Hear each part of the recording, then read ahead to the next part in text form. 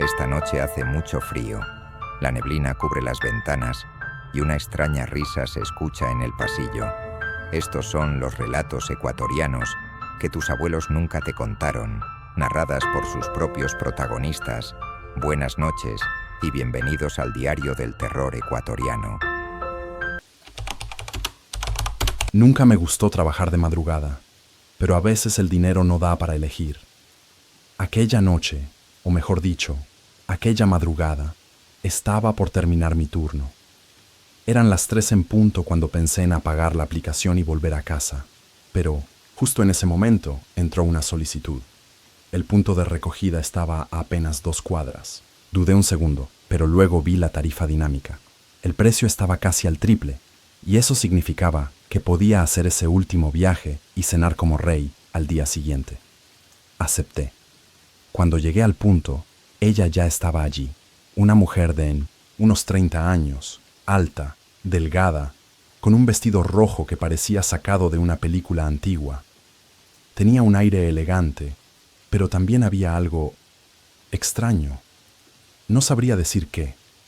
Tal vez el hecho de que no llevaba abrigo a pesar del frío, tal vez sus ojos, oscuros y muy fijos, que me miraron como si ya supieran todo de mí. Se inclinó hacia la ventana y me preguntó si podía llevarla a un pueblo llamado San Lucas, a unos 30 minutos hacia el sur. Le dije que esa zona no aparecía en la app, que el sistema no me dejaba cobrar fuera de Quito.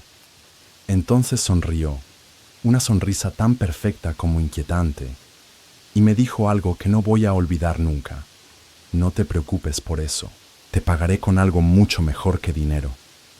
Me reí, nervioso, sin saber si hablaba en serio o si estaba jugando. Pero cuando la miré, sus labios se curvaron apenas, y en voz muy suave agregó: si me llevas, tendrás una propina íntima, una que no olvidarás jamás. Yo era un tipo común, divorciado, con pocas emociones en la vida más allá del tráfico y las cuentas por pagar.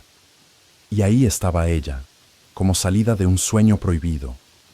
No sé en qué momento se apoderó de mí ese deseo, esa extraña mezcla de atracción y temor. Solo recuerdo que le dije que subiera, y puse el carro en marcha sin pensar en más. Los primeros 10 minutos fueron silenciosos. Ella miraba por la ventana, mientras yo intentaba no desviar la vista de la carretera. La vía hacia San Lucas era antigua, estrecha, con tramos llenos de curvas y sin mucha iluminación. Cada tanto miraba por el retrovisor, solo para asegurarme de que seguía allí. Y sí, seguía allí. Pero había algo distinto. La primera vez que noté el cambio fue cuando levantó la mano para peinarse. Sus dedos parecían más delgados, como si los huesos estuvieran más marcados. Y su piel no era la misma. Ya no tenía ese brillo saludable, sino una palidez casi translúcida. Pensé que estaba alucinando por el cansancio, que era la luz tenue del tablero, pero cuando volvió a hablar, su voz ya no era la misma. Seguía siendo suave, sí, pero tenía una vibración más profunda, como si 2 voces hablaran al mismo tiempo. Me preguntó si estaba nervioso, y traté de disimular con un para nada, aunque mis manos empezaban a sudar. A los 20 minutos ya no podía fingir. Ella no era la misma mujer. Su cabello, que al inicio era liso y brillante, ahora caía en mechones secos y oscuros. Su rostro se veía más anguloso, los labios más delgados, y la piel comenzaba a mostrar arrugas que no estaban ahí antes. Le pregunté si se sentía bien. Ella solo sonrió y me dijo: ¿por qué? ¿No te gusto? ¿Ah, sí? Sentí un escalofrío recorrerme la espalda. No supe qué responder. Comencé a pensar en dar la vuelta, en decir que el carro tenía una falla y que debía volver. Pero cuando giré apenas el volante, ella susurró sin mirarme: si intentas huir, no llegarás muy lejos. Su voz ya no era humana. Era áspera, rasposa, como si viniera de una garganta seca hace siglos. Y ahí fue cuando la miré bien por el retrovisor. Ya no era una mujer. Era una anciana decrépita, con los ojos hundidos, la piel colgando, los labios secos y negros. Pero lo peor no fue su rostro. Lo peor fue que me estaba sonriendo, una sonrisa amplia, antinatural, que parecía forzar sus mejillas arrugadas hasta casi rasgarse. Quise frenar, gritar, salir corriendo, pero mis manos no me respondían. El auto seguía como si alguien más lo manejara. ¿A dónde vamos?, pregunté, intentando mantener la calma. Ella dijo, a casa, a donde te estaba esperando. Su voz resonó dentro del carro como si no tuviera una sola fuente, como si viniera del aire mismo. Las luces del tablero comenzaron a parpadear. El motor empezó a hacer un sonido extraño, como si estuviera siendo estrangulado. Entonces, por un segundo, me atreví a mirar directamente hacia atrás. Ella estaba ya inclinada hacia mí, a pocos centímetros de mi cuello. Su aliento era putrefacto, un olor a tierra húmeda, a flores marchitas, a algo que había estado demasiado tiempo enterrado. Me susurró al oído, ¿no querías una propina íntima? Y soltó una risa que me heló la sangre. No sé de dónde saqué el valor. Tal vez fue el instinto de sobrevivir, tal vez el puro terror. Frené de golpe, abrí la puerta del conductor y me lancé al monte, rodando cuesta abajo por un barranco lleno de piedras y maleza. Me golpeé la cabeza, sentí que algo se me rompía en el hombro, pero seguí corriendo, arrastrándome, alejándome de esa cosa. La escuché salir del carro. Sus pasos no eran normales, sonaban como si arrastrara los pies, como si algo seco golpeara la tierra detrás de mí. No me atreví a mirar, solo corrí. No sé cuánto tiempo pasó. El sol empezaba a salir cuando llegué a la carretera. Un camión me recogió. Me llevó al hospital más cercano. Me dijeron que tuve suerte de no haber muerto por la caída, pero nadie encontró el auto, ni rastro de la mujer, ni señales de freno, nada. Desde entonces no manejo de noche. Vendo frutas en un mercado ahora.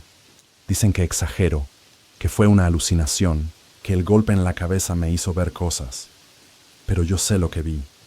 Yo la olí, la sentí, la escuché. No era una mujer, no era de este mundo. Y cada vez que alguien me ofrece una propina especial, se me hiela la sangre. Porque desde esa noche, a veces siento que alguien se sienta en el asiento trasero, aunque el taxi esté vacío.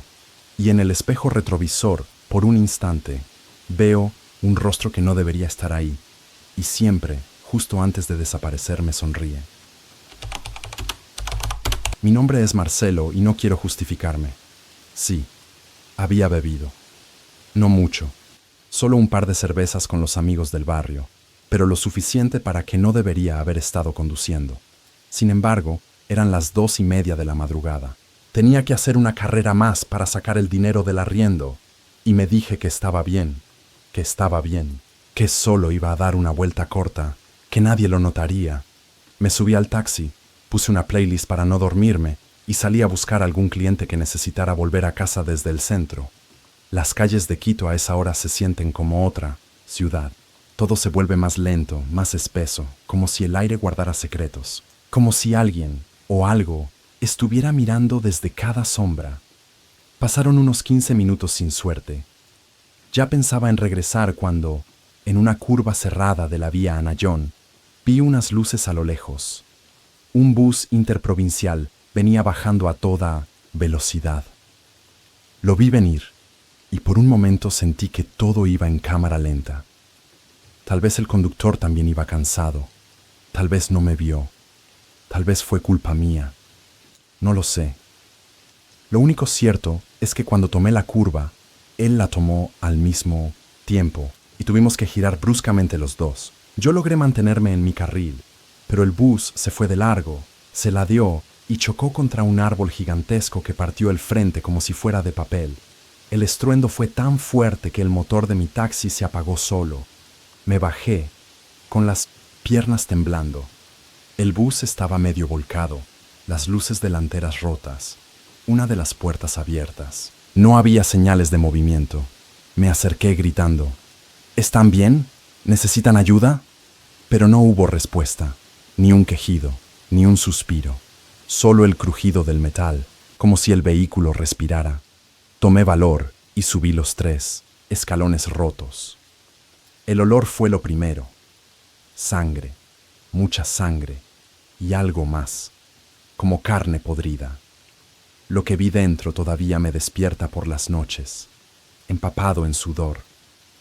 Todos estaban muertos, pero no solo muertos, degollados, despedazados, como si un animal los hubiera atacado, o varios. Los cuerpos estaban en posiciones antinaturales, con los cuellos abiertos, la carne desgarrada, algunos con los ojos arrancados, otros con la lengua colgando. Había sangre en las ventanas, en los asientos, en el techo. Era como si alguien o algo hubiera tenido todo el tiempo del mundo para jugar con ellos. El conductor seguía con las manos en el volante, pero su rostro no tenía rostro, solo un hueco ensangrentado. Intenté gritar, pero mi voz no salía. Me llevé las manos a la boca y di un paso atrás. Pero entonces lo oí, un murmullo, suave, como el zumbido de un enjambre. Luego, de pronto, uno de los cuerpos se movió. Una señora gorda que tenía la garganta abierta se levantó bruscamente, con los ojos en blanco. Luego, otro y otro. Todos, uno por uno, se fueron, poniendo de pie, con sus cuerpos rotos, con sus bocas abiertas, sin emitir sonido alguno. Solo caminaban hacia mí. Retrocedí. Me tropecé con una mochila ensangrentada. Intenté correr, pero los pasillos eran estrechos y ellos venían por ambos lados. Uno de ellos, un niño con media cara colgando, se abalanzó sobre mí y me arañó la pierna. Sentí sus dedos fríos como hielo, sus uñas como cuchillas. Me arrastré como pude hasta la puerta del bus y me lancé de espaldas. Rodé por la cuneta y corrí sin mirar atrás, gritando como un loco, hasta llegar al taxi. Me encerré dentro, apagué las luces, temblando, jadeando, esperando. No sé cuánto tiempo pasó. 10 minutos, media hora, tal vez más. Alguien debió haber oído el choque, porque finalmente llegaron las patrullas. Vi las luces rojas y azules iluminar la carretera y por primera vez sentí que podía respirar. Bajé la ventana y grité: ¡Ahí! ¡El bus! ¡Todos están muertos! ¡Están vivos! Los oficiales me miraron con cara de confusión. Uno se acercó a mi puerta y me preguntó si estaba herido. No, fui yo lo vi. Están ahí dentro. Por Dios, no entren solos. No me hicieron caso. 3 oficiales con linternas subieron al bus. Yo me quedé afuera, esperando escuchar sus gritos, esperando verlos salir corriendo. Pero no. Salieron tranquilos, conversando entre ellos. Uno de ellos me miró con lástima. No hay nadie dentro, señor. El bus está vacío. Parece que lo abandonaron hace horas. Me levanté como un resorte. ¿Cómo que vacío? ¿Está cubierto de sangre? Están todos ahí, mutilados. Yo los vi. Me atacaron. Uno de los policías frunció el ceño. Señor, ¿usted ha bebido? Me esposaron en ese momento. Me dijeron que estaba alucinando, que tenía aliento alcohólico. Me llevaron al cuartel. En la patrulla, yo no paraba de repetirlo. No estoy loco. Estaban ahí. Pero ellos, solo, me decían que me calmara, que dormiría un par de horas en la celda y luego todo se aclararía. Mientras me empujaban hacia el calabozo, uno de los oficiales más jóvenes se me quedó mirando, con el ceño fruncido. ¿Dijo que todos estaban degollados? ¿Con la garganta abierta? Asentí. Él tragó saliva. Es raro. Hace años, en esa misma curva, un bus se accidentó. Murieron todos, y sí, los degollaron. Nunca atraparon al culpable. Me dejó ahí, con esa frase clavada como un cuchillo en el pecho. Pasé la noche en la celda, solo, pero no dormí ni un segundo. Cada vez que cerraba los ojos, veía los rostros vacíos, las bocas abiertas, las manos frías acercándose. Por entonces, la mañana, el parte decía que no había rastros de sangre, ni cuerpos, ni nada. Solo el bus abandonado. Me soltaron sin cargos. Dijeron que tuve una pesadilla inducida por el alcohol, pero yo sé lo que vi. Yo sentí sus uñas. Tengo aún la marca en la pierna. Nadie me la puede explicar. Me dijeron que el bus fue remolcado y llevado al patio de vehículos. Fui. Lo vi desde lejos. Estaba limpio, como si lo hubieran lavado con cloro. Pero en la ventanilla del asiento número 7, juraría por mi vida que vi una huella. Una mano marcada en sangre seca. Y en el vidrio, desde dentro, alguien me sonrió. Desde esa noche, nunca más volví a conducir. Porque ahora sé que hay cosas en las carreteras que no pertenecen a este mundo.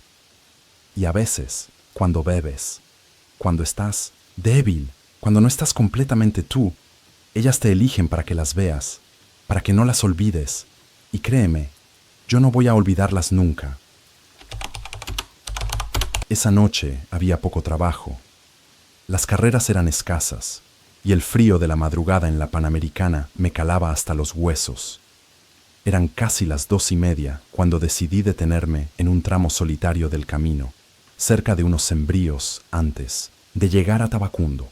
No había luces, ni autos, ni ruidos, solo oscuridad y el sonido del viento entre los árboles. Había estado manejando sin parar durante horas y me urgía orinar, así que estacioné el taxi al borde del camino. Dejé las luces de parqueo encendidas y me metí entre los matorrales a un lado de la vía.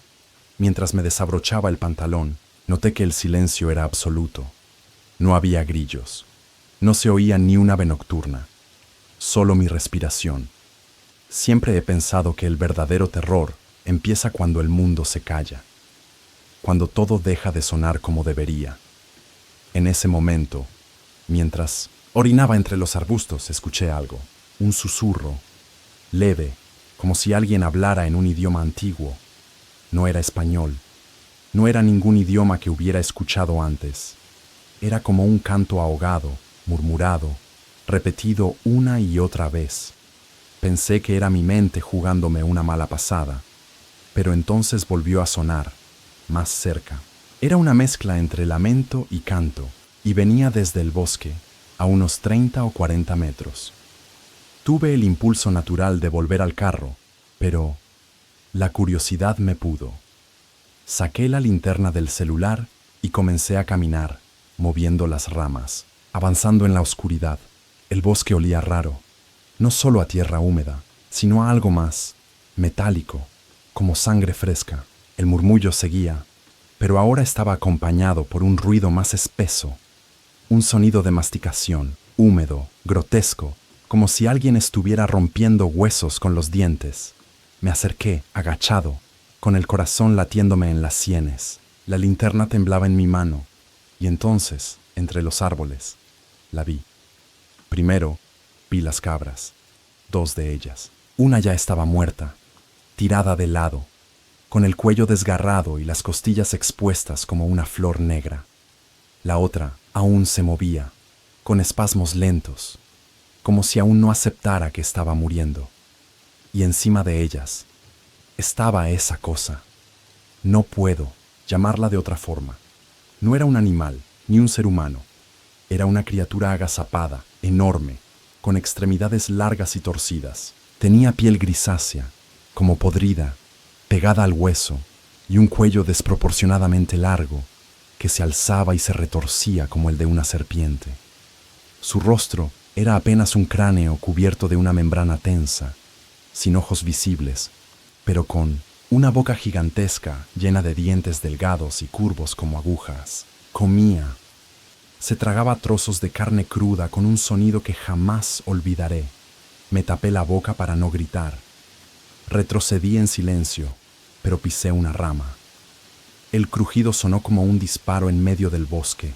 La criatura se detuvo. Alzó la cabeza. Sus fauces se abrieron aún más, y de esa garganta sin fondo salió un sonido, no humano, no animal. Era como un chillido mezclado con una risa vieja, profunda, hueca. Corrí. Me lancé entre los arbustos, rasgándome los brazos, las piernas. Escuchaba sus pasos detrás de mí. No corría como un animal.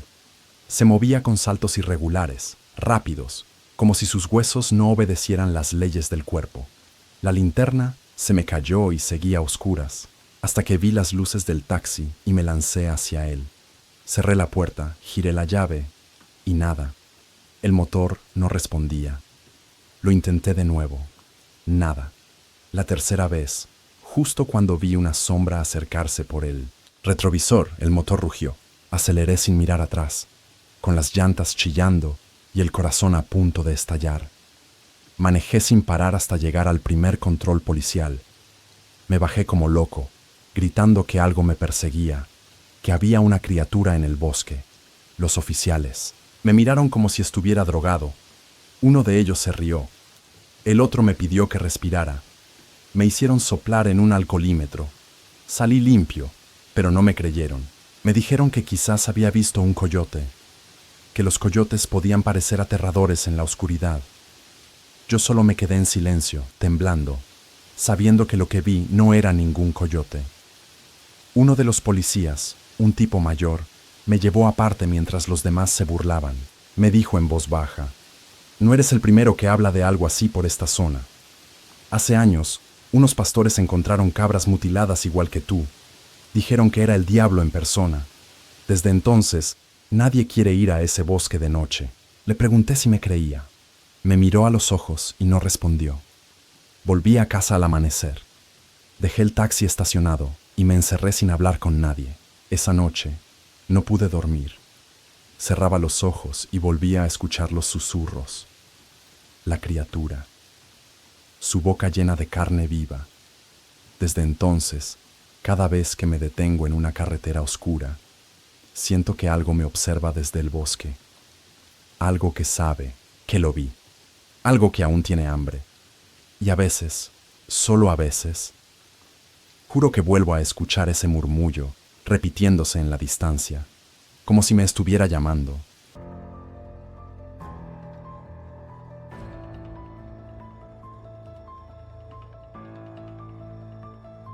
Apostaría mi alma a que nadie había escuchado este relato antes. Si te gustó la historia, únete a nuestra comunidad y cuéntanos tus experiencias de terror en los comentarios.